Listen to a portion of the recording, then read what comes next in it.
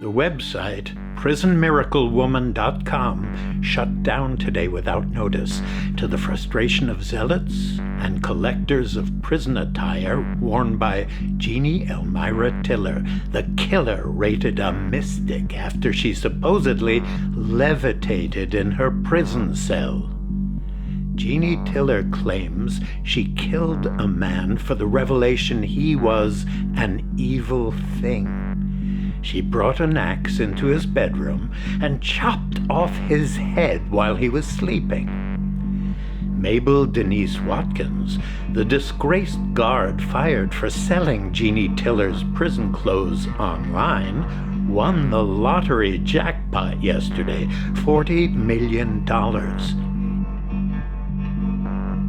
"It's a miracle," exclaims Mabel Watkins. She says, since witnessing Jeannie Tiller rise into the air, the world has been open to her. "The world is open and I am free," Mabel Watkins says. She declares, "It is a shining world of miracles."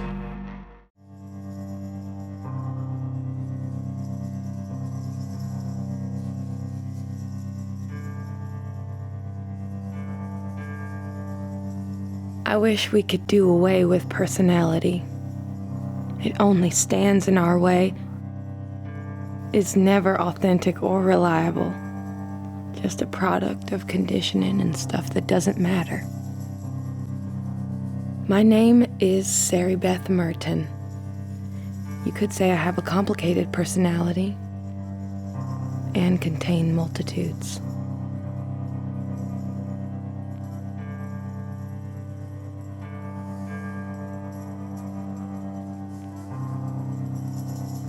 I do not blame the drugs. We did them for escape. Jeannie and I didn't know how to live in our own skin, and getting high out here in the boonies, it didn't seem to matter. This is the middle of nowhere, and it bothered us.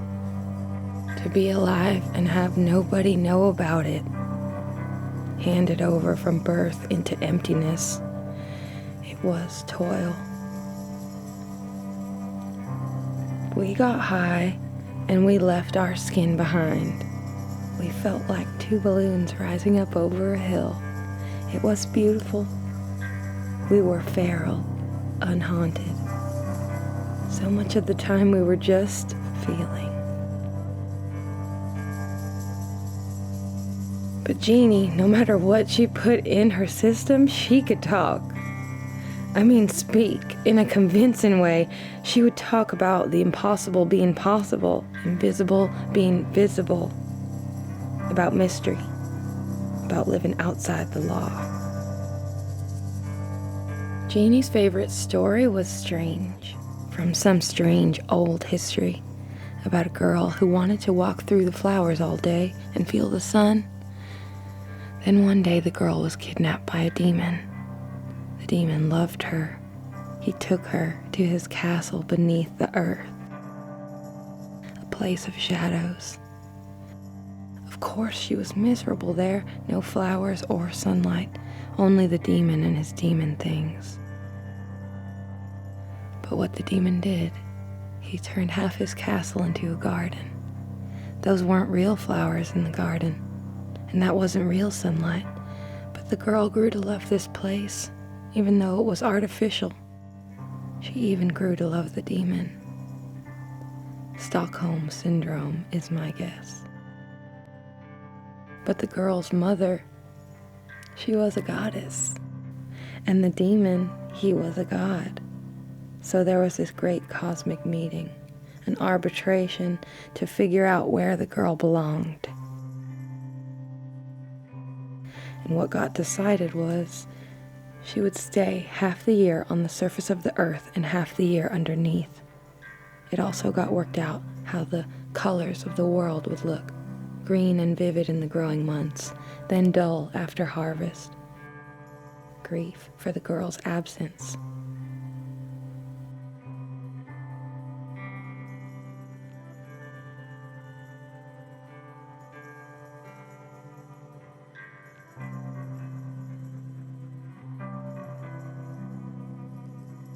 Jeannie spoke about how you had to name the shadows.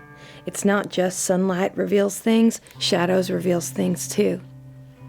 I can name some shadows in my life. Addict, prostitute, liar, thief. Sins from pastness just as real to me as the sunlight falling on me today. The air is changing. The hills are bright. It's nice to be out of jail. Nice to be open. It seemed we were always locked up in winter, Jeannie and I. Summers were good, summer nights. The days, not so much. Summer days could be hard because we had to work. My mother kept a garden that was a full acre. Ever work a garden that size? It's terrible. Always stooped over. It's hot. Tomato vines have nettles. But the food was good. All that fresh abundance. And I enjoyed tending to the animals. We talked together somehow. But everything a person had, you had to suffer for. It can be toil out here, real toil. Middle of nowhere, the sky could fall on you like a box and nobody would know. There you'd be, trapped and crying out. Anybody who comes along would just see a blank landscape and you not there. The way I'd cope with this feeling I could disappear was my hollering, just hollering out. I'd holler out, shriek, and no idea behind it. That kind of surprise during a drug buy or at the brothel Jeannie and I worked at for a time could really upset the balance of things. The guards in the joint would really get pissed. Hey, quit that hollering out! But since I've been out, I haven't hollered once. Jeannie stayed with my family for a little while before our troubles started. But she never worked in the garden or tended the animals. She just refused. My dad would say, if you're going to stay here, then you're going to have to work. And finally, he'd drive her out of bed. Then she started sleeping naked, so he couldn't touch her. That made him upset. But he worked in town, so all he could do was give up trying to rouse her and go to work. My dad thought that not to drink meant putting up troubled people in our home. People like Jeannie. Most of them robbed us. Jeannie did too. I think Daddy finally figured out that people stealing from his family was not the service he was put on earth to do. My mom is a prayerful person who bears things and complains. She'd go on and on about Jeannie. How disrespectful, that girl. Every once in a while, I get that old feeling again, like the sky might fall on me like a box. But mostly I'm fine on my own. I have the animals to talk to, and a wide variety of growing things. And I have my fond memories of Jeannie. Things weren't always about theft and cosmic mysteries. We grew up together, country girls. We had good times, going to fairs and rodeos. We stood out to people. Those feral girls, they would say. And I remember a night Jeannie looked so quizzical and pretty. She just bought a new red top, and we were going to a party. But she did something else instead. That's the night she killed Oral. My name is Dodge Pendally. I arrested Jenny Tiller. A few hours after Oral Bannon was killed, I found a down fence off a Farm to Market road. I followed the automobile tracks to an unused field and through a couple more down fences to a wooded area. There I found an older model VW of the type reported stolen by our suspect, Miss Tiller. The car was rung up on a little creek. I had a sense she made her way back to the road. Stronger than that, really. I had a picture of her in my mind, standing on the road alone.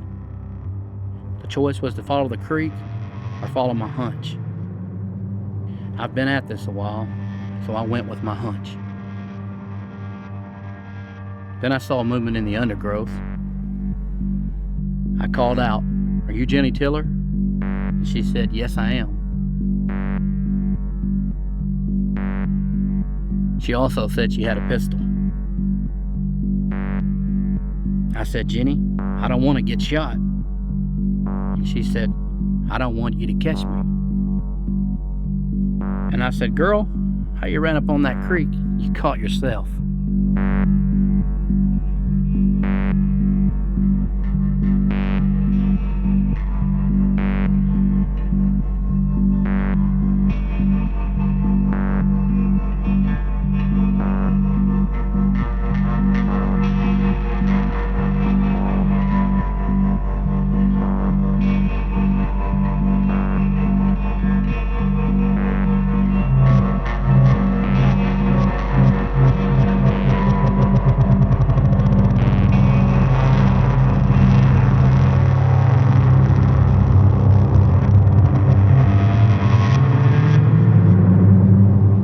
Things got real still, and then she told me she had a tremendous sense she ought to end her own life.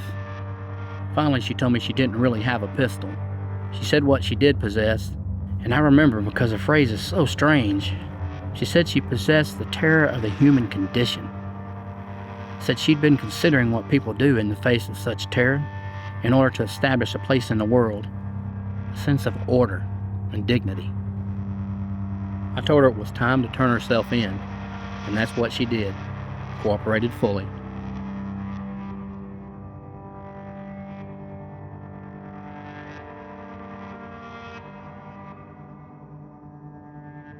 Before catching Jenny, I was inside Oral Bannon's duplex. Jenny somehow got out before the raid and stole the neighbor's car. I can tell you there wasn't a breath of healthy air in the whole place. A real drug den.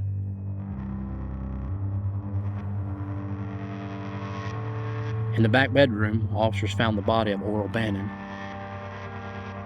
He was on the bed, murder weapon on the floor, an axe.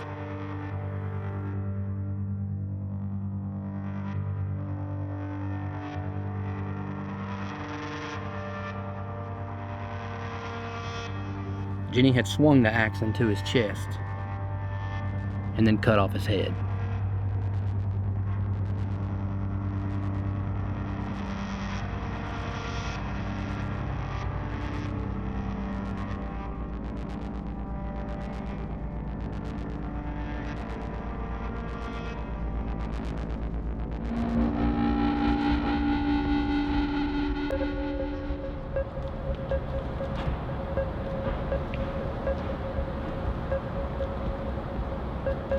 Yeah, hi. I need to check on a purchase I made. The website was prisonmiraclewoman.com. I'm not sure if that's the business. That's just the name of the website. Uh-huh. The purchase was for $59.99. I made that on the 15th. prisonmiraclewoman.com. So, here's the thing. I made this purchase and now the website's down. It's just gone. It just vanished. So I need you to check and see if the items got shipped. I know you're just the credit card company. I can't call the vendor. The website just went down. I told you that. They were flip-flops. Worn by Jeannie Tiller, the woman who chopped up evil and received a miracle. Flip-flops, like on your feet.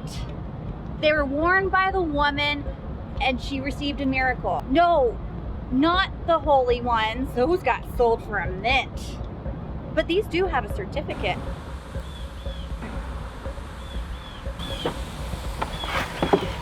The prison guard saw her do it. She rose into the air. Anyone present in this Jenny Tiller is either dead by an axe or rich as hell. This is all publicity stuff. It's cosmic. There's a bigger picture, but you don't want to see.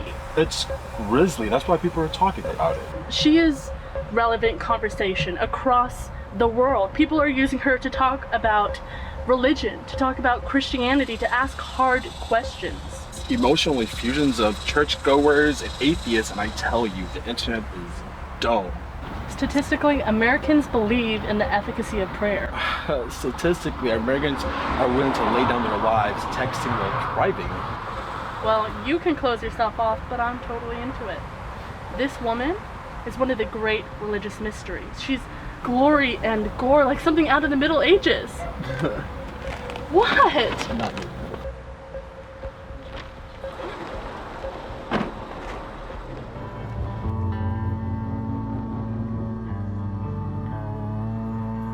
Sarah Beth, come here, I want you.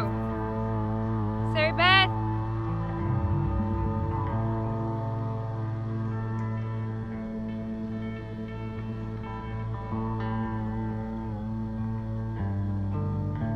In the matter of acts versus attitude of heavenly guidance, I think it's all luck. There needn't be this tremendous difference between nature, where the wild things are, and the human mind. We're products of nature, after all. The ability to make symbols, analogies, metaphors, it's all a great gift. Nature's gift. And like anything else in nature, how long we live, what we accomplish, whether we procreate or reach a bitter end, it will all come down to luck. Luck is all.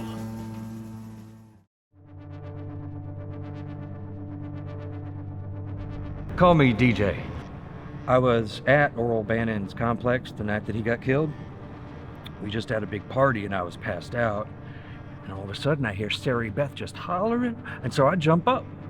There's this big field behind Oral's place, and I just see Sarah Beth bolting across, just a t-shirt, nothing else. And all of a sudden this cop comes out of nowhere and throws a tackle on her. And now there's cops everywhere, and they're hollering they're gonna shoot. And then all of a sudden somebody's yelling, "Oral's dead, Oral's dead." And so I somehow managed to make my way across that field to the woods on the other side, and I just stand there in the dark, watch everybody get arrested. It was ugly.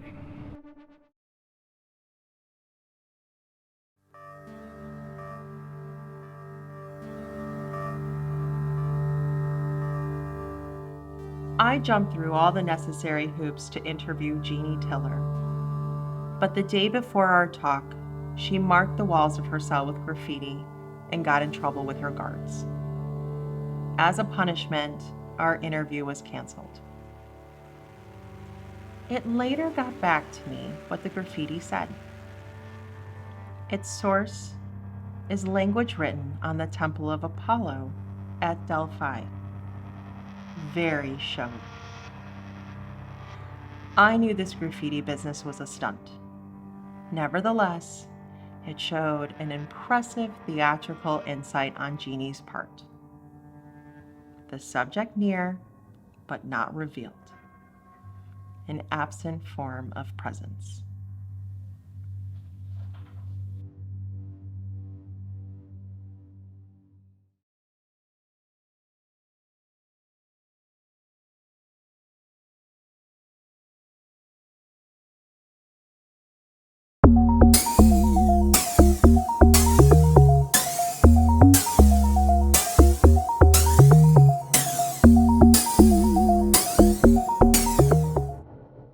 While I waited to speak to Jeannie, I interviewed Sarah Beth Merton, Jeannie's close friend.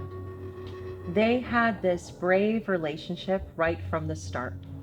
It was Jeannie who recognized that in order to have true honesty, have forgiveness.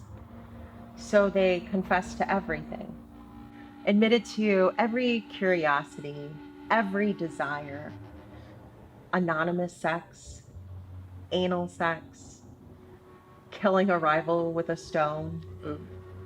One of them killed somebody with a stone? Thought about killing a rival with a stone. They were making themselves clear to one another, transparent. Was this Jeannie's way of testing her friend? Jeannie was practically uneducated, hardly ever showing up at school. She had this complicated and mysterious idea about how to live. And she worked it out when she was 16. The idea that all of human history can be played out in one person, played out in every person. All of human history. Yearning, laughter, love, hate, desire, the whole of a spiritual human history plays out in a single person, in every person. How democratic. She has a prophetic imagination. Well, she's also been quite tight-lipped about this experience. So anyone who reads Jeannie Tiller as a prophet should also concede that she's a reluctant prophet. Given all that a prophet has to go through, isn't a reluctant one the only kind worth really having? In Jeannie's scheme, nobody has authority over anybody else. Everybody has access to all the darkness and light that's out there. Imagine all that power right there inside of you. This mystique that Jeannie has. I'm telling you, Martin, it just draws you in. That word, mystique, it pricks me like a thorn. This woman did unimaginable things.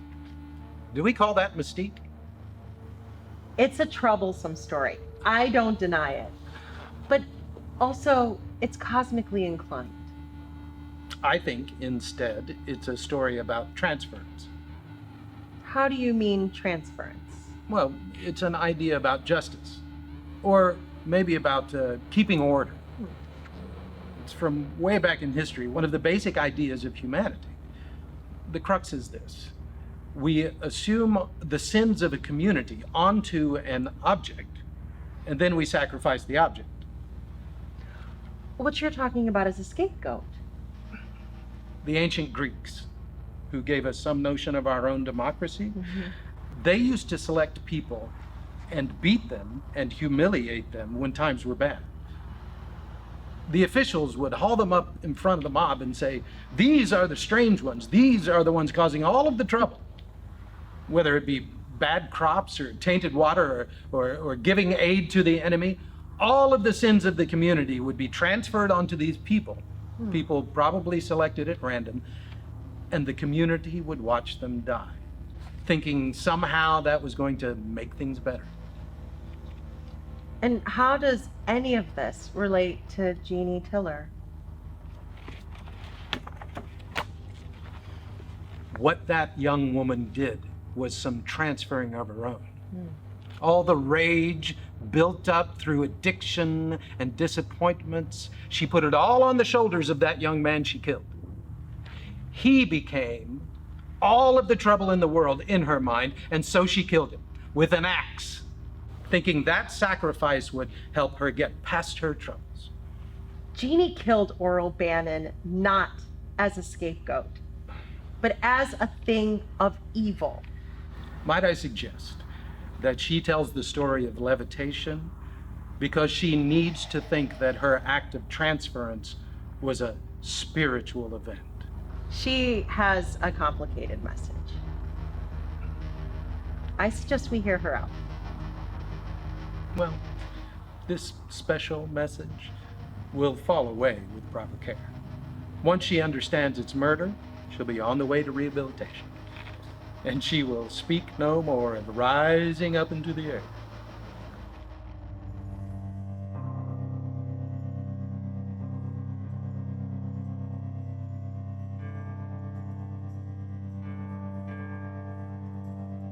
Sarah Beth, come here, I want you. I'm here.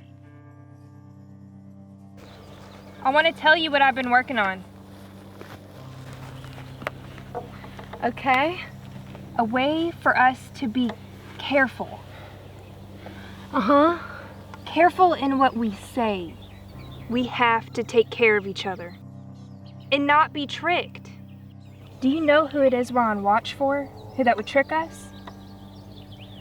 Well, could be lots of people. Yes, but who specifically? Thieves? Yes. And police. Yes, specifically police. Okay. With thieves, it doesn't matter how you win. Swing anything accessible, squash them with it, be horrible. But with cops, all we have is language. What we say can be used against us. That's right. And the cops, they're cunning. They know that if they have two people in custody, suspects in common with the same crime, one is gonna sing to protect herself, get the better deal. That's what's called prisoner's dilemma. What do you mean? Here's what I've been working on, an exercise. You don't trust me! I do trust you. Between you and me, we know what's beautiful. Remember we took Gibran's poems out of the library? We vowed we'd never return that book. We trusted we'd always find something beautiful when we dipped into Gibran. I trust you like Gibran. We don't dip into Gibran anymore. We will again. There are so many possibilities for us, but I need you to listen to me. Okay? So what I've been working on is this little game with words. This is a game that's going to protect our freedom. I'm going to tell you the rules. Are you ready? Okay. When I say a word like home, I want you to think to yourself, and be careful, I want you to think of just the word home. I don't want you to get nostalgic. I don't like to think about home. I like to think about leaving. You and me, going far away from home. Yes, but I think of you and me, and that's my home. That's really nice. So, we're good? Almost. Listen, cops have a way of speaking. They're cunning. They make a bad atmosphere with words. Once they get you trapped in all that smoke, you start to come up with all sorts of associations and say things you never meant to say. You understand? It's a confusion that they make with language. Right. But about that image, home, the image of me within you, that's private. Keep it safe deep within your heart. Yeah, of course. But the word home, that's a separate thing. It's distinct.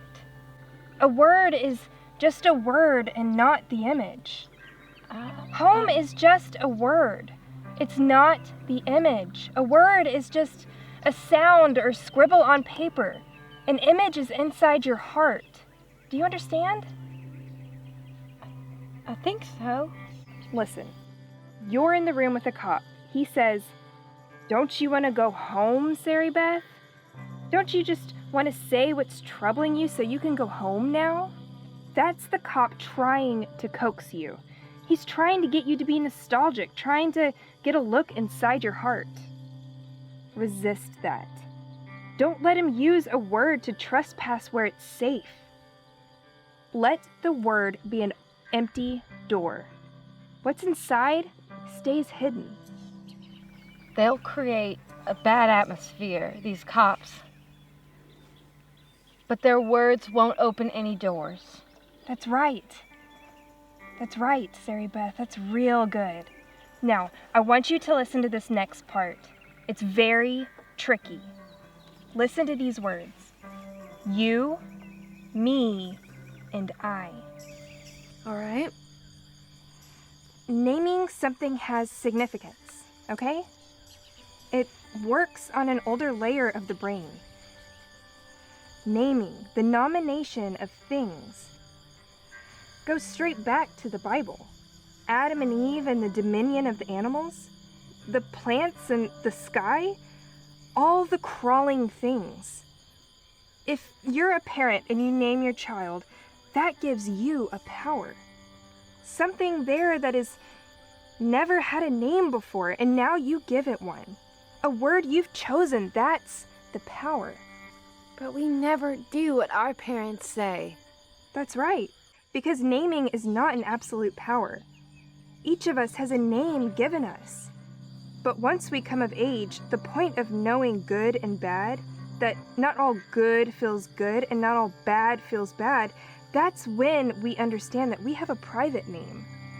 a name for our true selves. We start to say, I or me. Everybody says I and me. Yes, and when we use those words, we put up a wall for privacy. Other side of that wall, there's the others. What's called the you. Like, you people. Like, you people are not like me. You see the wall that goes up there? Yeah. I can kind of see it. But if we're lucky, like really lucky, there's somebody on the inside of that wall with us. Somebody who shares our privacy. Somebody who's not a you. Somebody accepted and is no longer separate from the me. The word for that union is we. We. Like us. We are the lucky ones.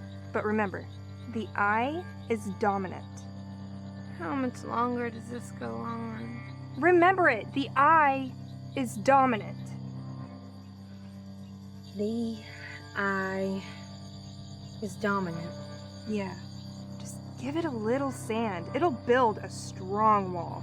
Takes no time, and the I wants to protect itself. Deep-seated defenses. That's why the cop's game Prisoner's Dilemma works. That's why people you think wouldn't rat choose to rat. I won't rat. And I don't like people who do. How they act is shit. I would never betray you.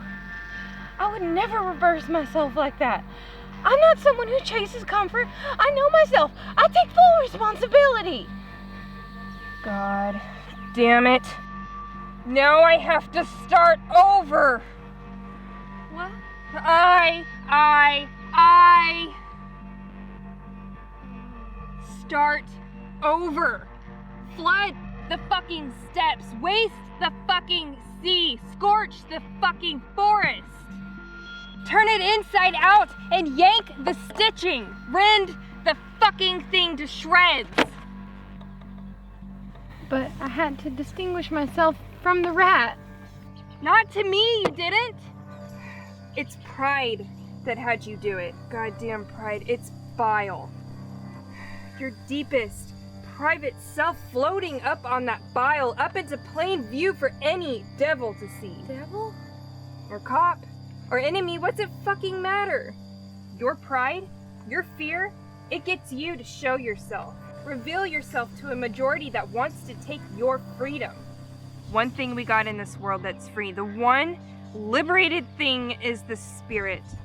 And we, the whole human race, don't keep it safe. We hand it over willingly like we're slaves, because pride asks us to. Jeannie, I'm so sorry. Nothing now but to start over. You see how the bile spreads? It floods the world, taints everything. Monster, stupid monster, monster of the fucking tainted world, stupid, prideful thing. Humiliating, I won't let it live. Look at it wanting to live, thrashing on the ground like a fucking idiot.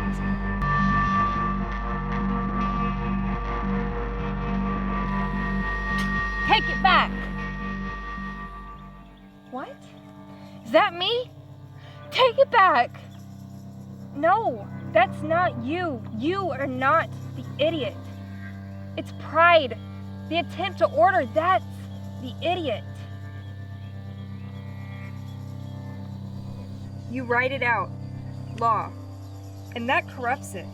Corruption lives in the composition. That's where the compromises are. What we should do is live free, resist orders and language that tries to put things in order. We should live free.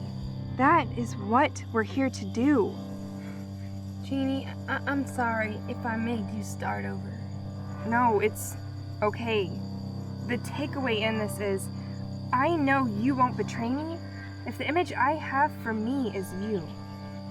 And the image I have for me is you.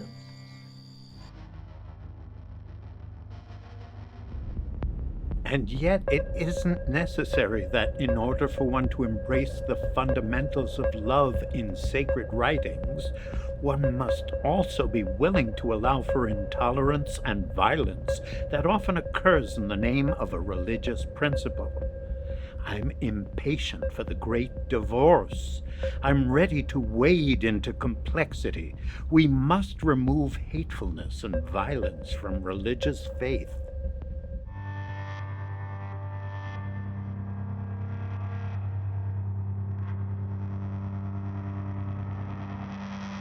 I see a far thing coming closer. A revelation. We have to find a way to live until the revelation comes. Okay, but how do we support ourselves? We'll go live out on the fringe, see craven people who need light in their lives. That's where we'll find the revelation. Wherever you go, I will go.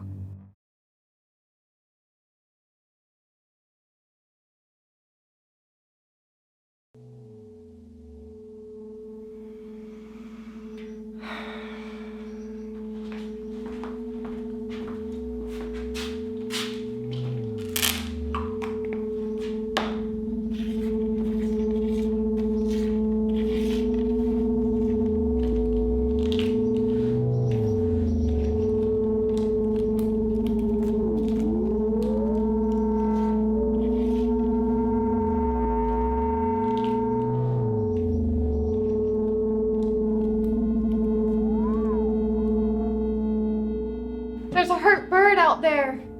It's dragging one side. This is it. This is the motorcycle. This is the thing I want. Oh, yeah, Oral? Well, get the fuck over here and have a look at it. It's a fine thing, Oral. You think so? It's in black and white, Oral. I can't hardly see it none. You got no vision at all, Dickie. Sorry, I am. I trust you to know a fine thing, Oral, truly. Mm-hmm. Everybody, listen up. This is the thing I want. So everybody is going to pay me exactly what you owe me. Every penny. You got that?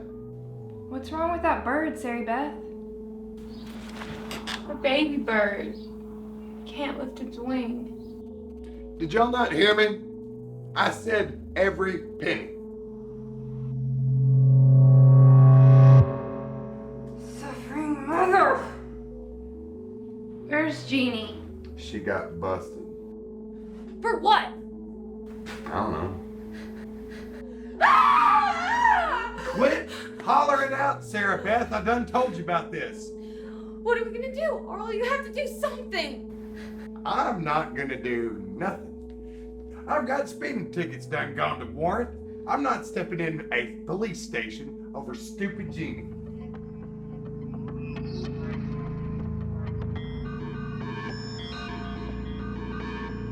Jeannie's been gone a long time. She was stupid. Since she's been gone, I've had to fuck her share of your friends, Oral. So? I should be getting more dope for that. Yo. Jeannie! I'm so glad you're here. Had you in there for quite a while, huh, girl? Yeah, now serve me up. Yes, ma'am.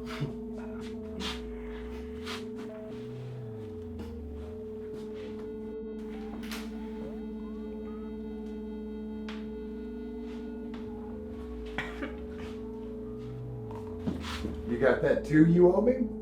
For what? I'm trying to buy a motorcycle. And you want to borrow from me? I want to collect from you. You've been living here all this time, and you owe me for that. No, Oral. I don't owe you anything. I fucked a couple of your friends last week. Oh, hell.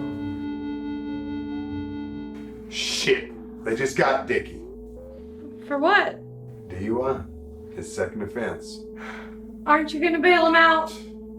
I'm trying to buy a motorcycle. I cannot be spending any money on his drunk ass. Plus, if he had just stayed here and paid the cable bill like he was supposed to, he could get drunk here rather than putting himself in all that danger out on the road. Anyway, Nobody spends any money on this house but me.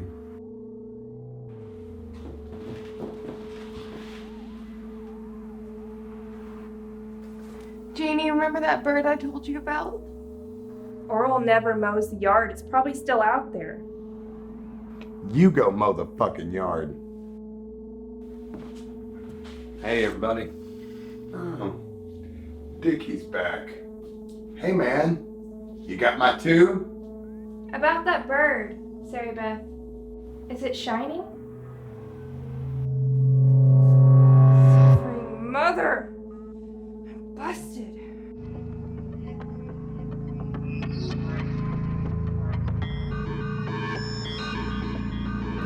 Jeannie got busted again. What you have on her? I just gave her a little bit of dope to go party with. Nothing serious. We was in the parking lot of the Mustang and these guys was flirting with us. Then this one guy was drunk, he pulled out a knife, then Jeannie hit him with a bottle, and all the cops, you would have thought it was a raid. Be careful if you go to the Mustang. I think they got it under surveillance. Why do you and Jeannie even go to the Mustang? You ain't even got IDs to get in. Hell, they know you're just teenagers. They know you're just teenagers. The parking lot's always full and a girl can have a real fun there. You could sit in some really nice trucks. I tell y'all what though, that parking lot at the Mustang is gonna burn whenever I peel my chopper out there. Whoa, whoa! The sound alone's gonna break some windows. A chopper now? You can't even afford a motorcycle and you've been saving forever. 'Cause you owe me so much money, goddammit!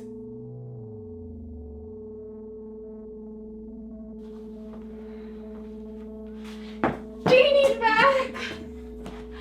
Shit, girl. I didn't think you were ever coming out. I got a tooth pulled. It was fucking rotten, just rotting inside my mouth. Uncle Sam paid to have that tooth pulled. Hard-earned tax dollars out the window because you're a skank that won't brush. Taxes? You're an idiot, Oral. Any moment the cops are gonna come busting in through that door and serve a warrant on you because you won't get your ass off that couch and pay your goddamn speeding tickets. You know, you're awful uppity when you're on dope, which you owe me money for, goddammit. Listen to what I've been thinking about. The root of the tooth goes into the jaw, part of the whole system of the body. Dental toxins, they link that to cancer. Decay sets in the bones and then there's a tumor.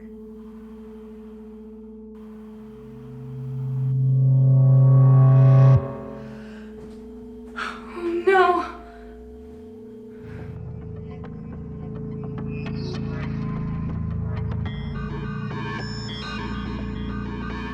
Shit. Where's Sarah Beth? Got pinched. What? She's never got pinched before. Pop that cherry, blood will roll. Dickie, this is your fault. Me? I just gave her a little dope to go party with. You're pathetic, Dickie. Hey, you call me Rico or DJ? No, Dickie. Dickie Jerome. Dickie Oh, Jerome. I will Dickie hit a woman. Jerome. I will Dickie not Jerome. shy away Dickie from it. Jerome. Dickie I Jerome. didn't use like hitting a hardened criminal. Dickie Jerome. Dickie Jerome. Dickie Enough!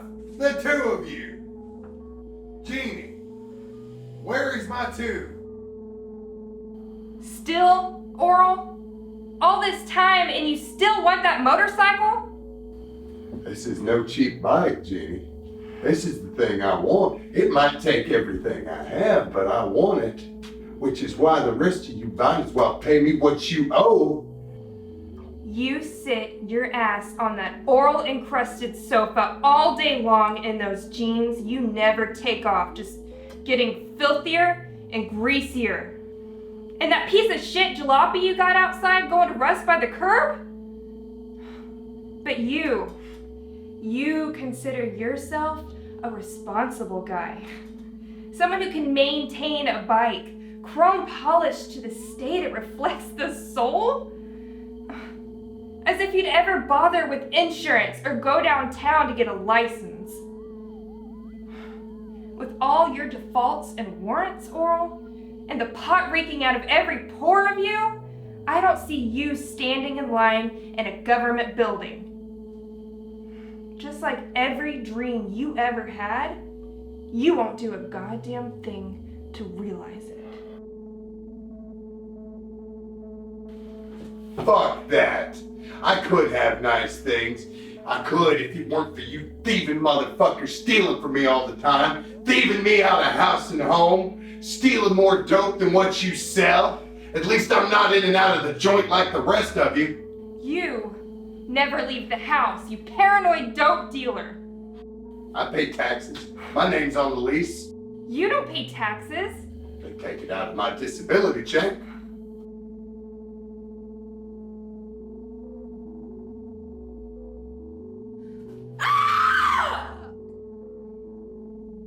Who is that hollering out? Sarah Beth, welcome back.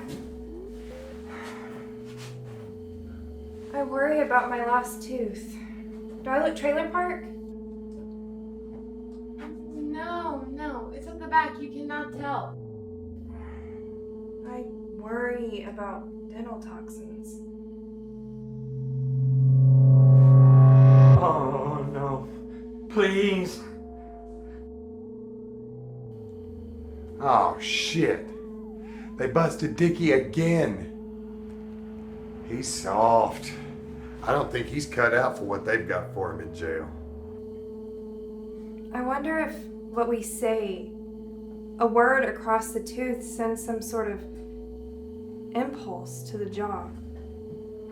The jaw is heavy with pointless language. Language that we don't really feel but just keeps generating. The vibrations of all those words just running through our skeletons. There's an energy, you know, in what we say. And decay, too.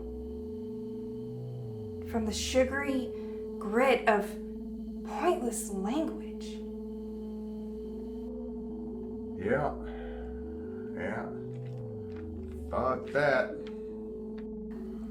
All the sharp and rugged words like fuck, just knuckled and hard with the hate that we have for saying things to one another, wishing we could be understood without having to say anything at all.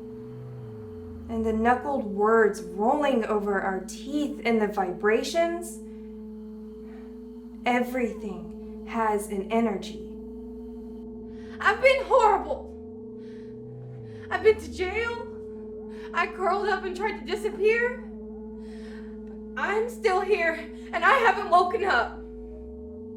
Oh God, I need something more.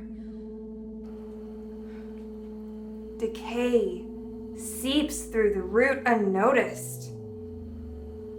We waste so much of our substance.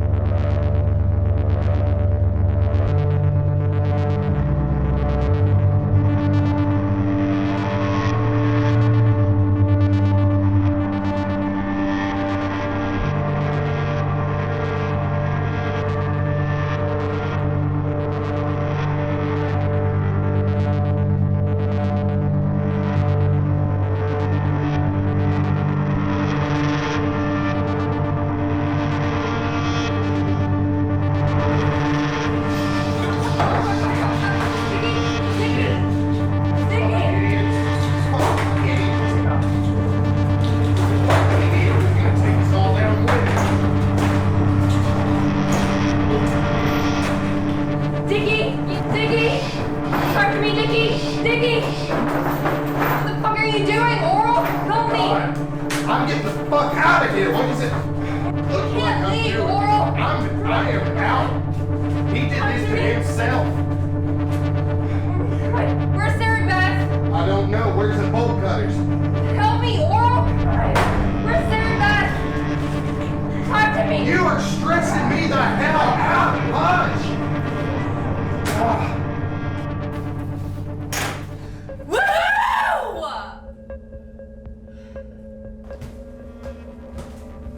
I'm a prairie fire! I'm gonna go get the bolt cutters.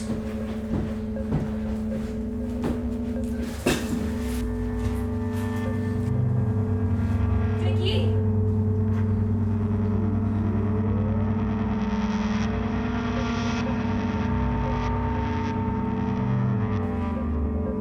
Don't touch him!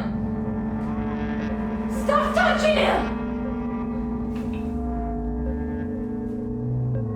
Sarah Beth? Sarah Beth? I'm a prairie fire! Sarah Beth? Sarah Beth? Come home to me! Sarah Beth, come home. Fire on the horizon! Guns going off! Guns going off! Guns going off! Guns going off! Don't touch him! Fire on the horizon!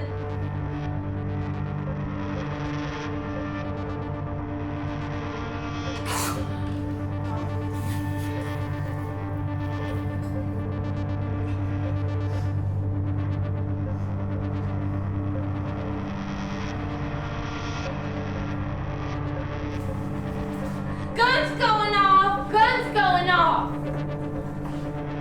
Fire on the horizon!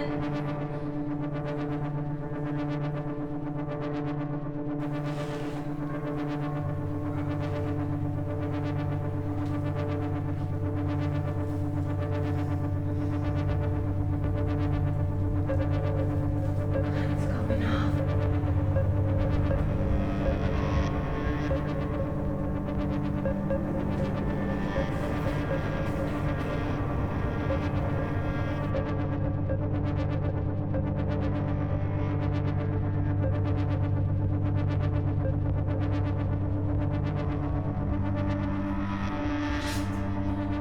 I'm a prairie fire.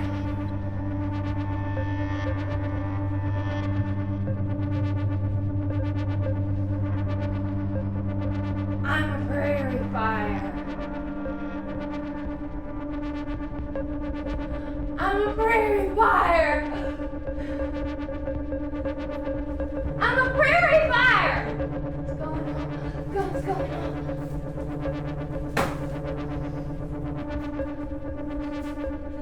Woo! I'm a prairie fire! Sarah Beth. I'm a prairie fire! Sarah Beth, we need to get I'm a prairie fire! I'm a prairie fire! I'm a prairie fire! I'm a prairie fire! Sarah Beth, stop! Sarah Beth, stop! Sarah Beth, stop!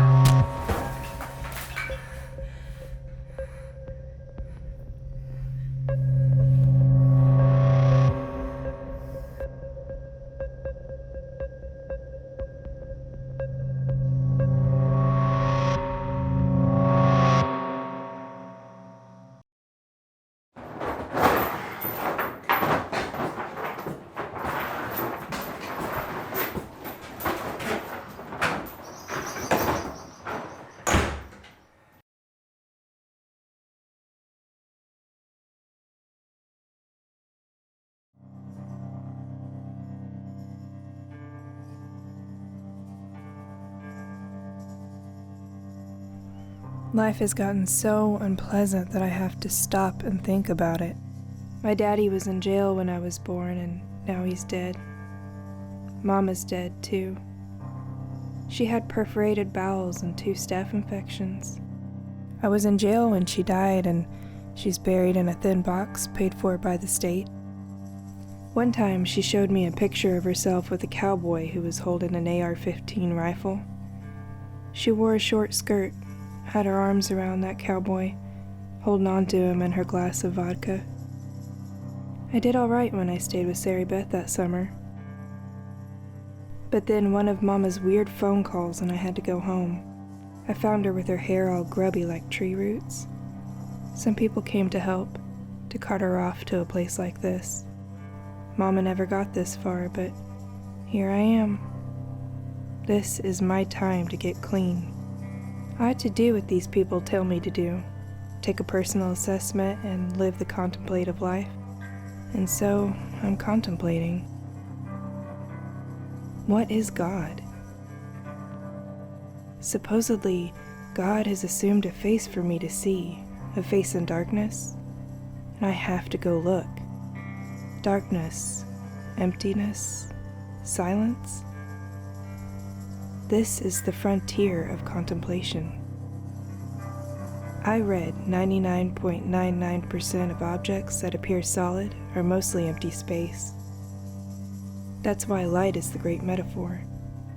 Light may enter empty space. Even space on that surface appears too dense. My job now is to try to find the openness in things. Try to find the light.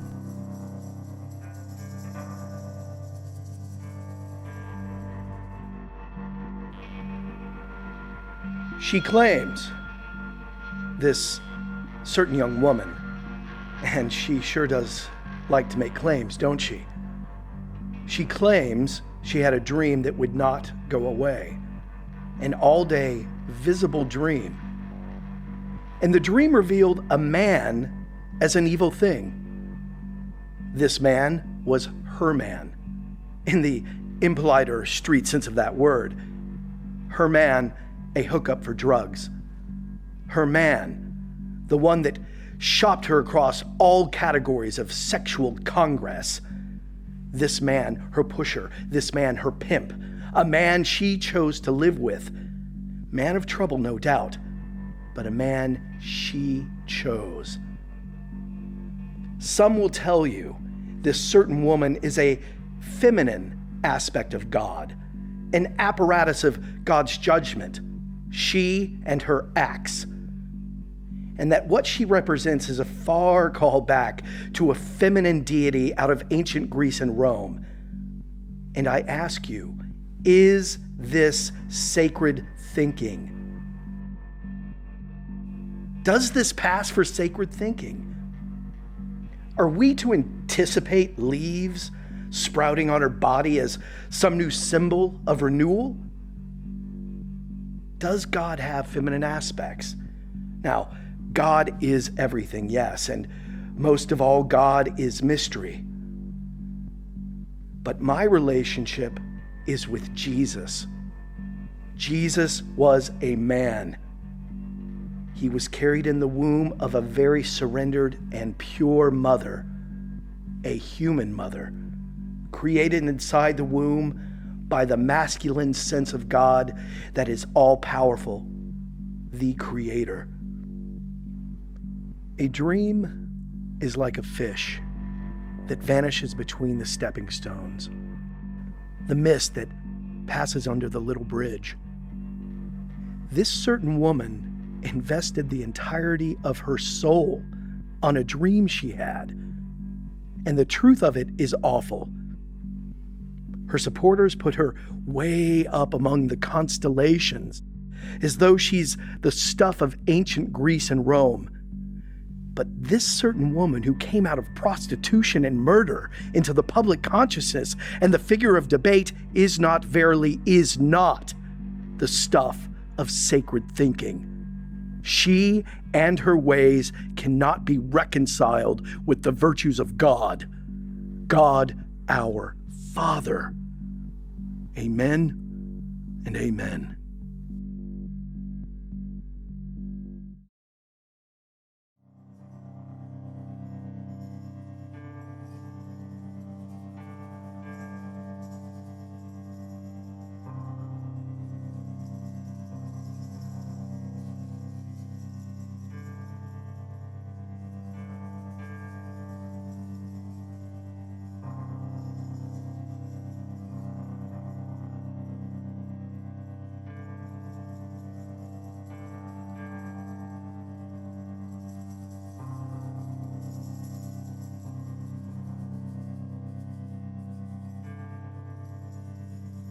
Jeannie, is your recovery done yet?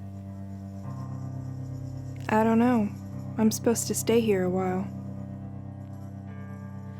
What is this place? What do you do here?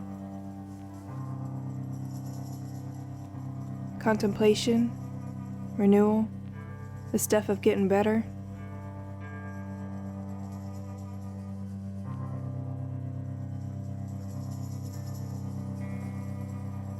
You got to come home. Why? Oral had an accident. He wrecked his motorcycle. It's bad. How bad? He might lose his leg. Where is he? That's the thing. They're releasing him from the hospital. There's nobody to take care of him. What about you and Dickie? Jeannie, we can't. We just can't. Okay, I'll go. That's beautiful, Jeannie. Thank you.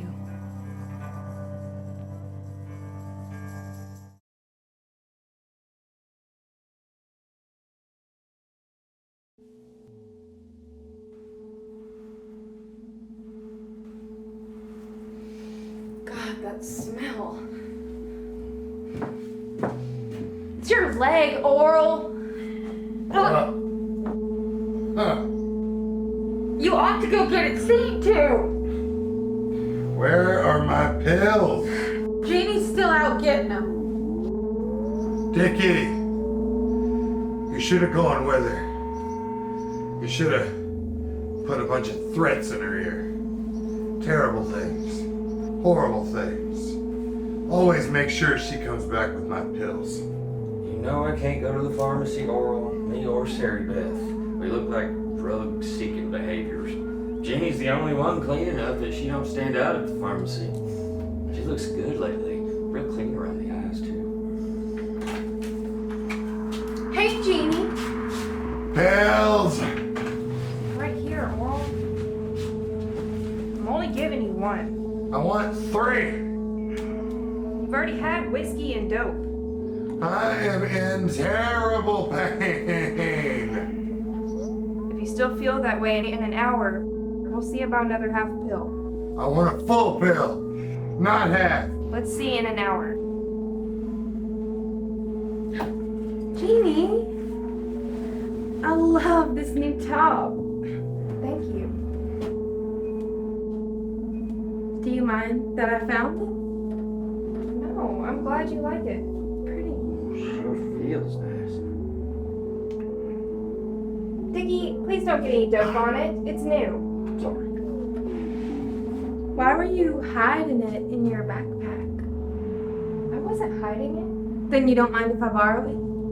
No, you can borrow it. Ooh, something nice.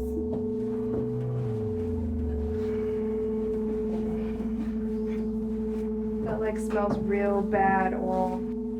You need to go to the doctor. Get it clean. It's clean enough. That's not the smell of the healing thing, Oral.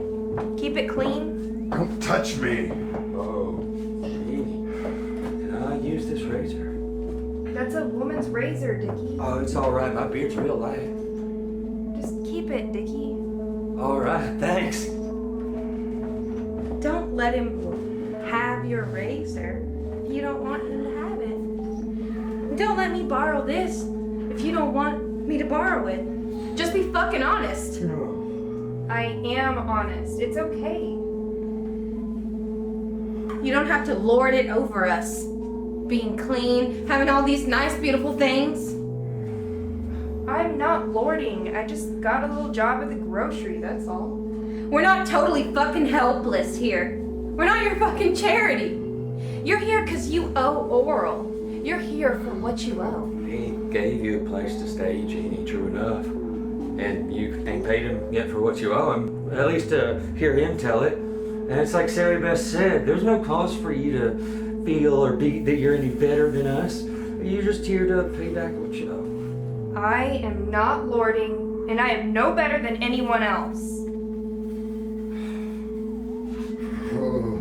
God, he reeks.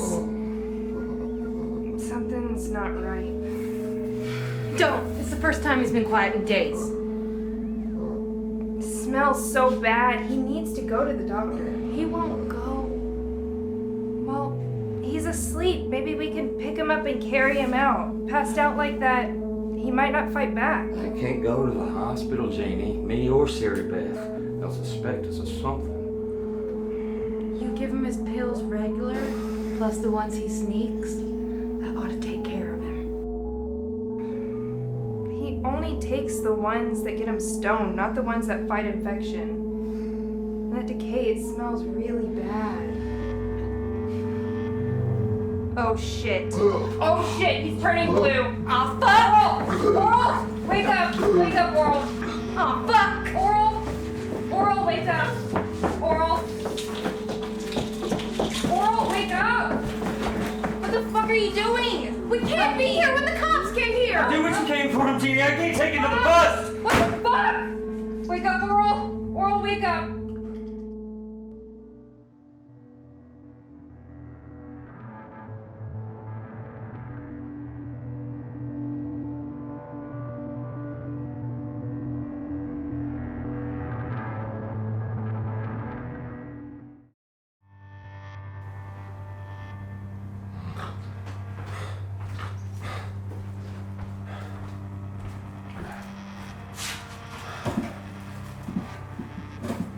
Hello? Hello?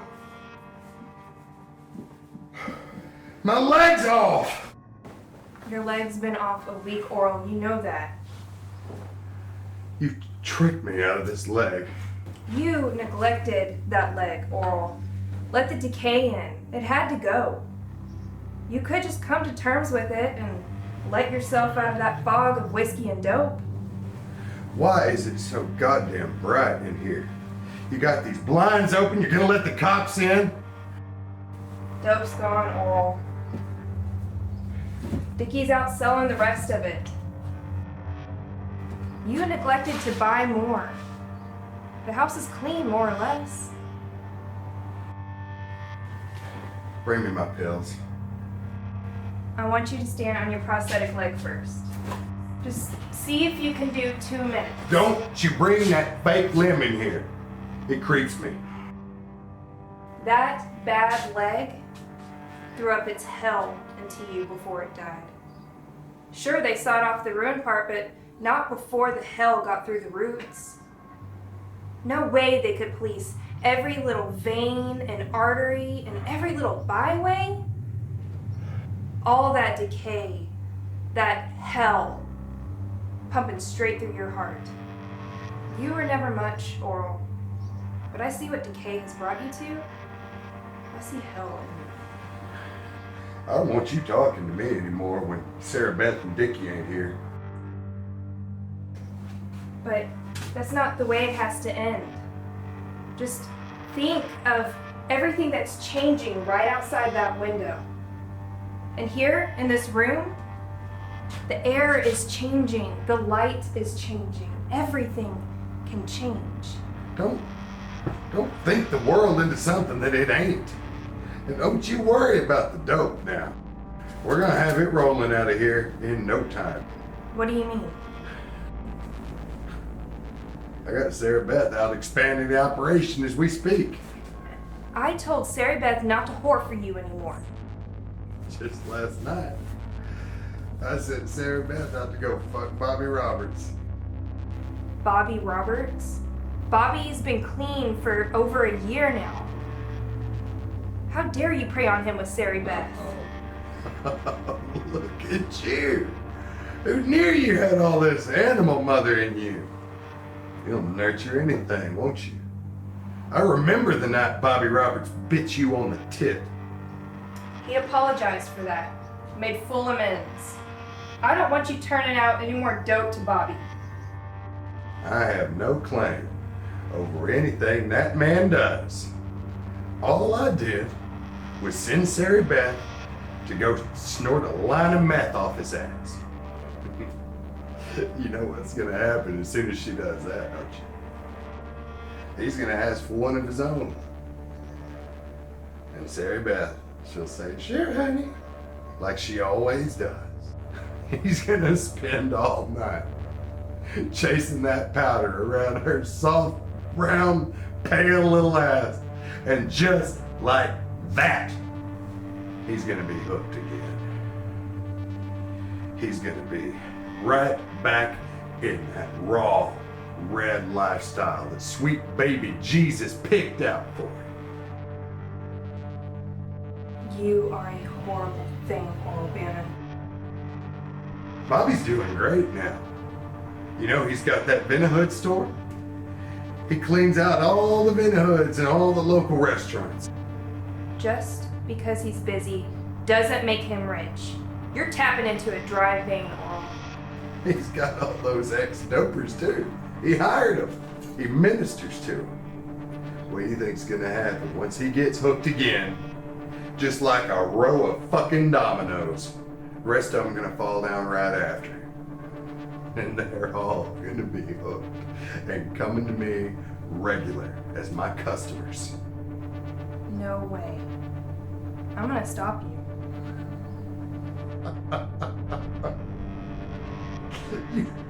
You can't stop this. It's got nothing to do with you. It's got nothing to do with me. Or even Sarah Beth. It comes down to the willpower of one man, and that's Bobby Roberts. And what he wants to feel or doesn't want to feel. You can't disguise the wrong in this, Oral. Oh, I see it. I see it plain. He's gonna borrow against his business and come in with me on a deal for a monster amount of dough. He's gonna owe so much on credit, and once he and his boys take to chasing that high again, he's gonna borrow so much on credit, I won't even have to make him a partner anymore. I might even end up with his Vino store, or whatever's left of it. I'll sell that, get me a stash of my own. That'll be all profit, no partner. You see what you can arrange off the free will of one man? I will stop you, Oral. So help me. You have no power and no say over me! You don't sound like thunder to me, Oral. Dwelling in the dank indoors? Fattening up on the shitty sofa? Down to one leg? Until you pay me what you owe, you were to clean my house and not say another word. I did not come here to be your maid, but to bring you news, Oral. You're a vessel. We are all vessels wrapped in human skin. Sure, we'll know storms at sea and darkness, but that's no reason to think the earth was no good. In the end, when we can sail no more, the point is to come out of the vessel changed, not ruined. Quit talking so fucking crazy all the time. I can't tell if you're ever even really here anymore or if you just lost your goddamn mind. I'm really here, Oral. And meanwhile, I have real problems. I'm trying to make ends meet. And in case you haven't noticed, my leg's off. You neglected yourself and could have died. Oh, well, ain't it just a cock-sucking rose that I'm still alive? Now I have the privilege to hobble through the rest of my life, selling dope, pulling people like Bobby Roberts off the path. You think this is the life I wanted for myself? You think greed brings this kind of life about? I don't have anything put back. I don't have any fucking savings account. What I've got are thieves living with me. Don't even get me started on you, you fucking interloper. I put up with you. I put up with all of this shit because I am trapped. I got a felony whenever I was 20 years old. No GED. My whole life. It's been some kind of cage or another. And now I have pieces falling off of me. You are not trapped. I tried to make this all be over. Too many pills in one end, rotting away at the other. And you of all fucking people, brought me back.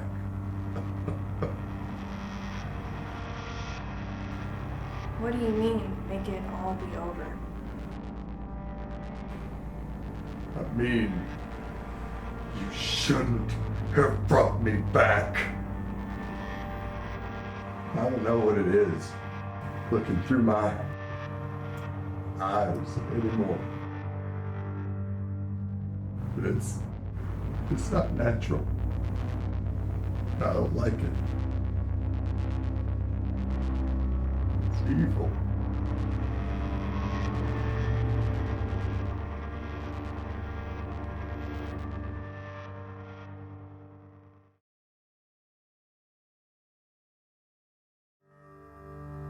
Prophetic action is preservative in that it tries to keep alive certain elements of a tradition bequeathed to us from the past, and revolutionary in that it attempts to project a vision and inspire. I was trying to take a nap, Jeannie. The sun's so bright today, I had to escape from it in a dream. I need to tell you something. Why is that sheet there? Listen. You hear that sound from Oral? Of course.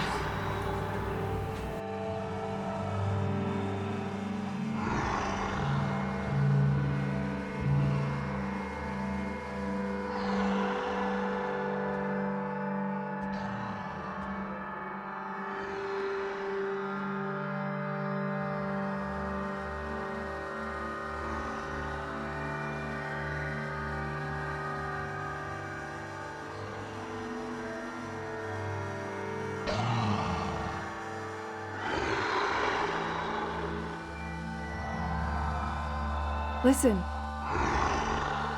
Do you hear that sound coming from Oral? Of course. Does he sound like an animal of some kind to you? Oral is an animal of some kind. I mean, does he sound different? What do you mean, Janie? Why is that sheet hanging there? I put it up so I wouldn't have to see Oral change. He's really changing, Sari Beth. We got that big party tonight. Bobby Roberts and them are coming over. Ask them if they see a change. To me, he's just Oral. Something's coming over him. And you're right. He's worse than I ever thought. He's awful.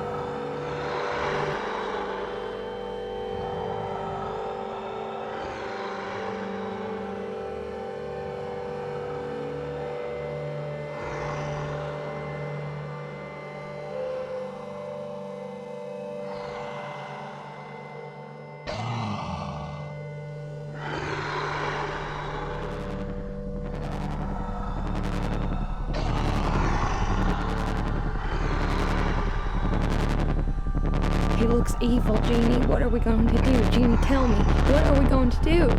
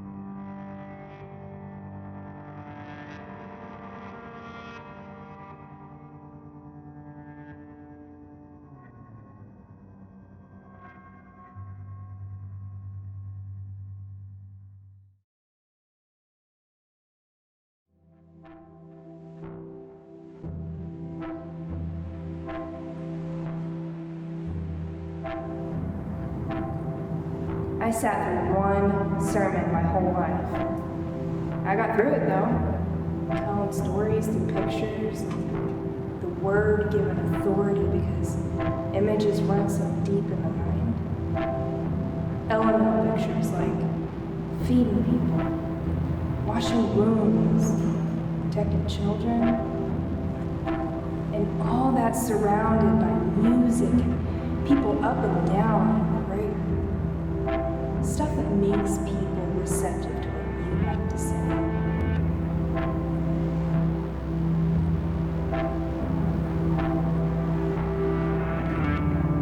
Do you believe in the afterlife, Jeannie? I worry about it. I fear a situation where I come across Oral on a field. He commands me to touch the wound on his chest, feel the jagged depth of it. Commands me to take his jaw into my hands, lift his head and see the awful distance of his neck. His head never again to be a settled thing upon his body. How can I live in that world? If there is an afterlife, it has to be truly beyond, you know? Beyond recognition. Beyond anybody knowing anybody. Leave the room. Outlast the room. Last it all.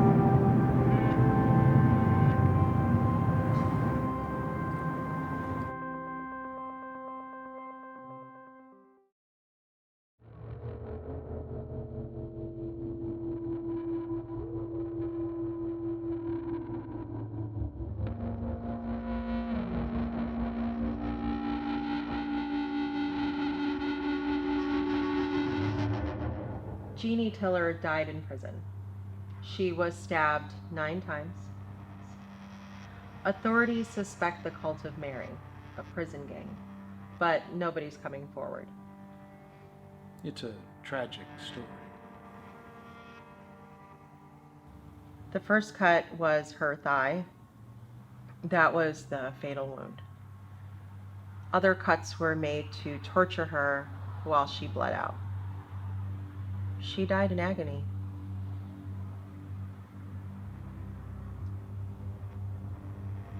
We'll be right back.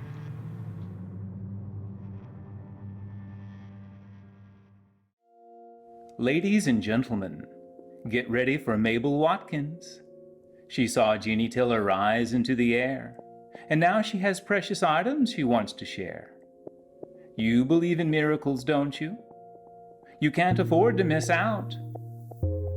Pay attention to Mabel Watkins. Acquire these extraordinary things. Here she is, ladies and gentlemen, Mabel Watkins. Wonderful, wonderful, wonderful. Oh, God. Am I a good person? Why was I selected for all this? Oh, it's too much. It's like I was hit by lightning. Twice. I was a timid person who never did complain. I made mayonnaise from scratch. That was my only hobby. I'd come home from work and put my hands in mayonnaise. When Mama lost a foot to sugar, my hobby saw me through the guilt. When my cat, Cornelius, Corny Cat, caught leukemia and lost an eye, making mayonnaise carried me through my grief. I was never a prayerful person. I was afraid of the Sunday school God, beardy and old and full of thunder. I just tried to live a real quiet life. I wasn't noisy like the other corrections officers. I was so scared every day at work, just doing my best to get by. Any light I had in me was simple light. Then my light got combined with Jeannie Tiller's. Too much light. It is a shining world of miracles, and I feel trapped. I'm trying so hard to keep myself together. The world is a commercial enterprise That's what my producer says. I'm just trying to fit in and get along. I saw something amazing, and I wondered, am I okay? And then I got all that money, like I was struck by lightning, twice. Is it possible I can be okay? Do I deserve this life? Wonderful, ladies and gentlemen. Just wonderful. You too can be present to a miracle. Order one of these precious things. Put yourself in the warm light that shines down on Mabel Watkins.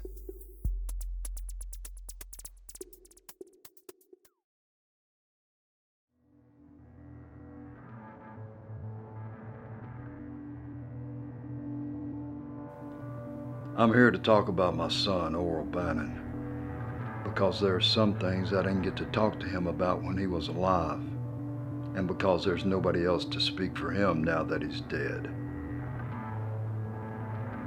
I sat silent a long time, thinking my boy's life over. Having me for his daddy is a drawback to him, I know. A young man, I came out of prison for stealing tractors and hitting another guy with a wrench. Bad country tattooed on my back and cocky on my stomach. Met Oral's mama the first night out of the joint. Me and her was 20 years old. Hell, I didn't even try to make that stick. Oral and me had trouble. It's just that way. And I know the evidence says he lived a raw, red life and wasn't a saint when that woman killed him. But he didn't have the police record she had. Everybody in that house had more police trouble than my boy. So my boy is an evil thing. People so starved for religious feeling that only my son gets cast as evil. Bullshit. I've thought about my dead son and what others thought about him.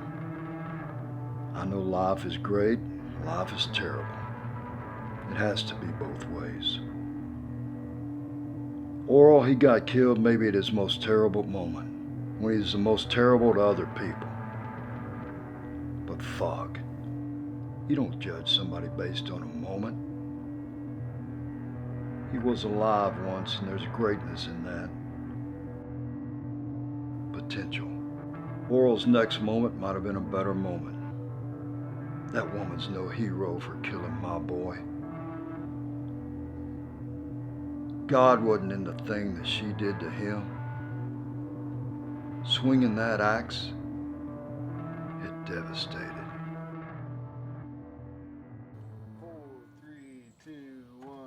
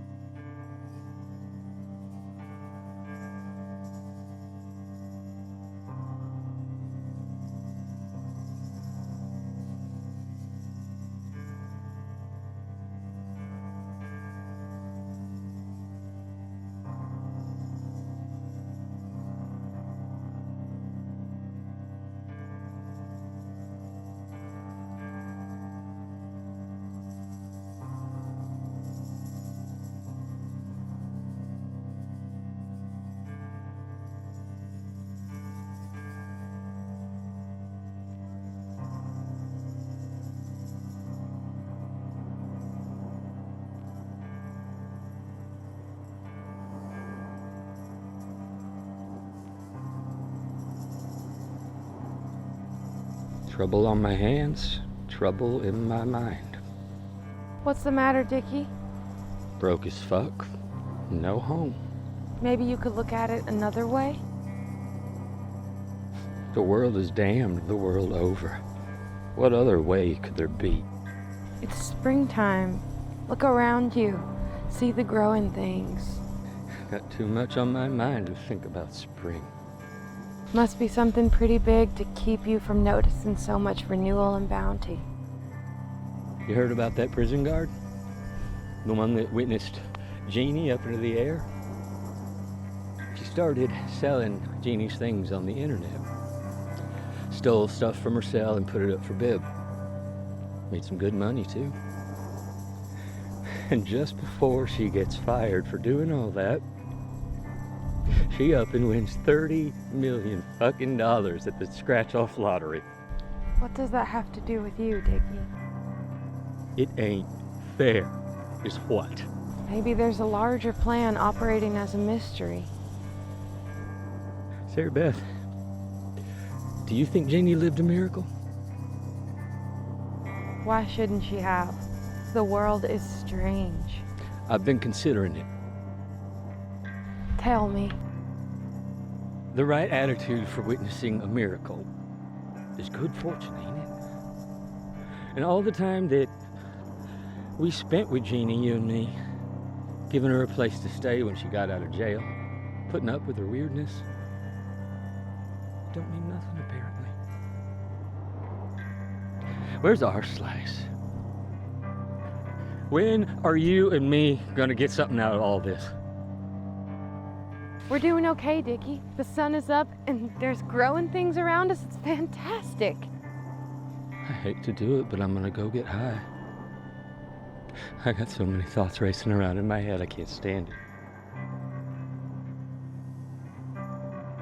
Did you hear what happened to Dickie Jerome? Sarah Beth, I think you've lost it. I'm Dickie Jerome.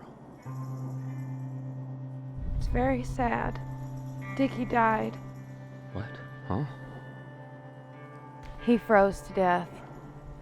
Him and some good old boys found an old refrigerator dropped off in a ditch. They used it like a giant bong, huffing the freon to get high. Dickie inhaled too much, and his lungs froze. His lungs gone to delicate panels of ice, tinkling as they broke into tiny bits. You witness a miracle, and you try hard all your life. And what do you get for it? Fuck all is what?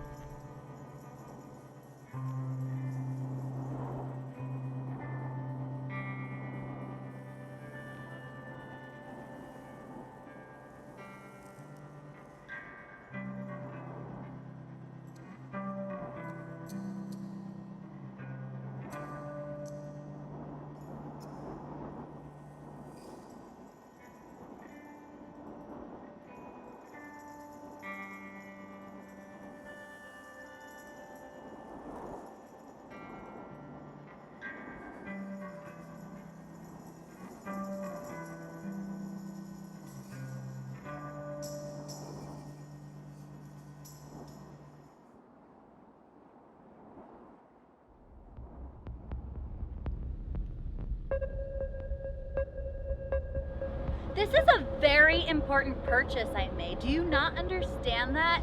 This is so important. I purchase items of faith. Assurance! I need some assurance. Assurance is all I need.